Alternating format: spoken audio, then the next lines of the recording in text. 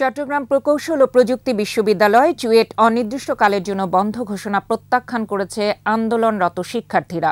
বিকেলে বিশ্ববিদ্যালয় একাডেমিক কাউন্সিলের সভায় ক্যাম্পাস বন্ধ করার সিদ্ধান্ত হয় এবং ছাত্রদের বিকেল ৫টা এবং ছাত্রীদের শুক্রবার সকাল ৯টার মধ্যে হল ত্যাগের নির্দেশ দেয়া হয়। তবে সংবাদ সম্মেলনে শিক্ষার্থীরা জানিয়েছে তারা হল ত্যাগ করবে না। সড়ক দুর্ঘটনায় ২ সহপাঠীর নিহত হওয়ার ঘটনার জের ধরে ৪ দিন ধরে উত্তাল চুয়েট ক্যাম্পাস। ওয়ালটন ফ্রিজ কিনে অনেকের মতো আপনিও হয়ে যেতে পারেন মিলেনিয়াল।